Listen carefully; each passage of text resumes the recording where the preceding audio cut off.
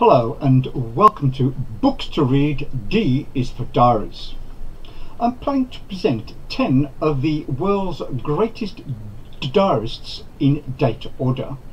In this episode I present the first two, Samuel Pepys and James Boswell. The first is Samuel Pepys. His diaries span the years 1660 to 1669. Here is the entry for the 13th of October 1660. I went out to Charing Cross to see Major General Harris, one of the judges who condemned Charles I to death, hanged, drawn and quartered, which was done there, he looking as cheerful as any man could do in that condition. Pepys saw Charles I beheaded, and he was also involved in the return of Charles II to England and thus the restoration of the monarchy. Later Pepys became an important and influential secretary to the Admiralty under the King's brother James. Here is his entry for the 28th of January 1661. To the theatre, and here I, sitting in a dark place, a lady spit backward upon me by mistake, not seeing me, but after seeing her to be a very pretty lady, I was not troubled at it at all. The implication is that had she been plain, he would have complained. Here is his entry for the 10th of February 1661. Lord's Day. Took physic all day, and God forgive me, did spend it in reading of some little French romance.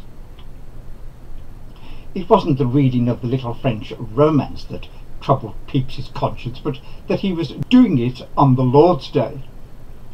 Here is the entry for the 10th of August 1661. This morning came the maid that my wife hath lately hired for a chambermaid. She is very ugly, so that I cannot care for her, but otherwise she seems very good.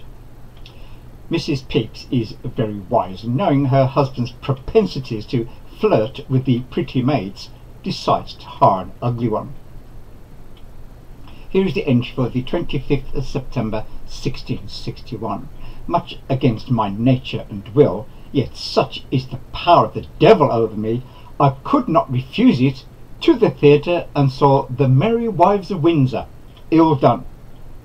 It is interesting that he blames the devil for his love of going to see plays, which he did often throughout his life. Here is his entry for the 1st of January 1662.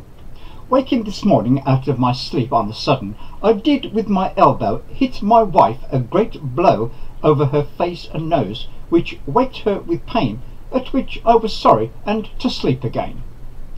You will notice that instead of comforting his wife, he was so sorry that he immediately went to sleep again.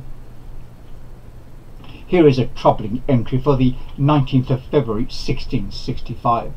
At supper, hearing by accident of my maids letting in a roguish Scotchwoman to help them to wash and scour in the house, I fell mightily out, and made my wife, to the disturbance of the house and neighbours, to beat our little girl, and then we shot her down into the cellar, and there she lay all night. Apart from the racist slur, there is the disturbing treatment of the maid, which seems to have been the lot of maids during that time. The second diarist is James Boswell. His diaries span the period 1762 to 1795. Here is his entry for the 6th of December 1762. I thought this entry was interesting in light of Brexit and of how the current Scottish MPs have been against Brexit. At night I went to Covent Garden and saw Love in a Village, a new comic opera, for the first night. I liked it much. I saw it from the gallery, but I was first in the pit. Just before the overture began to be played, 2 Highland officers came in. The mob in the upper gallery roared out, "No Scots! No Scots! Out with them!" hissed and pelted them with apples. My heart warmed to my countrymen. My Scotch blood boiled with indignation. I jumped up on the benches, roared out, "Damn you, you rascals!" hissed and was in the greatest rage. I am very sure at that time I should have been the most distinguished of heroes. I hated the English. I wished from my soul that the Union had been broken, and that we might give them another Battle of Bannockburn. I went close to the officers and asked them what regiment they were of.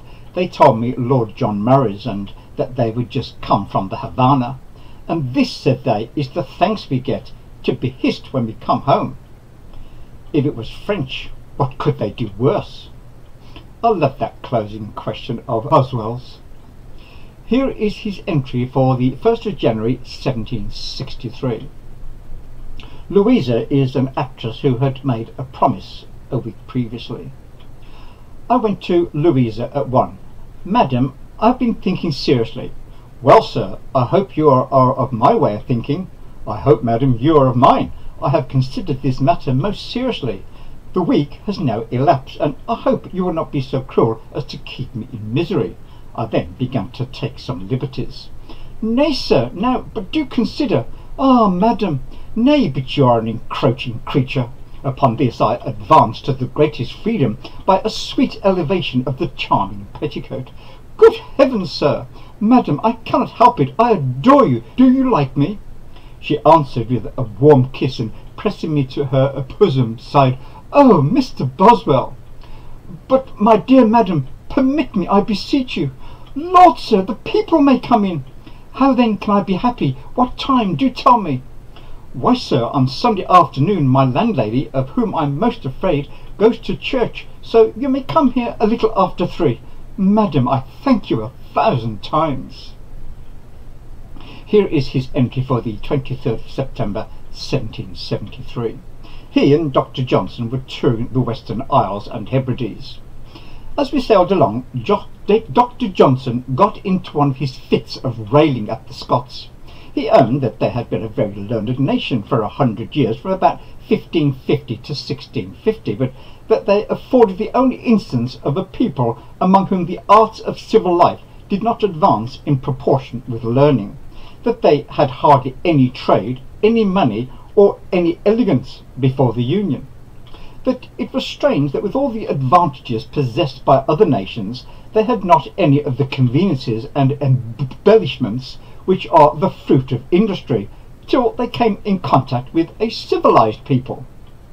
"We taught you," said he, "and will do the same in time to all barbarous nations, to the Cherokees, and at last to the orangutans," he said, laughing. Here is his entry for the 9th of December 1775. At supper my wife and I had a dispute about some trifle. She did not yield readily enough, and my passion rose to a pitch that I could not quite command. I started up and threw an egg in the fire and some beer after it. My inclination was to break and destroy everything, but I checked it. How curious it is that the thinking principle can speculate in the very instant of anger. My wife soon made up our difference, but I begged of her to be more attentive again.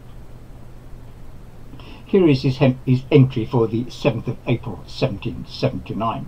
Speaking of Dr. Johnson, Boswell wrote, "I put him in mind how jolly he and I used to drink wine together when we were first acquainted, and how I used to have a headache after sitting up with him. He did not like to have this recalled, or perhaps thought I boasted improperly, so would have a witty stroke at me. Nay, sir, it was not the wine that made your head ache, but the sense that I put into it." "What, sir, will sense make the head ache?" "Yes, sir, when it is not used to it." And now here's a quick recap, and I'll be back soon with another BookTube video.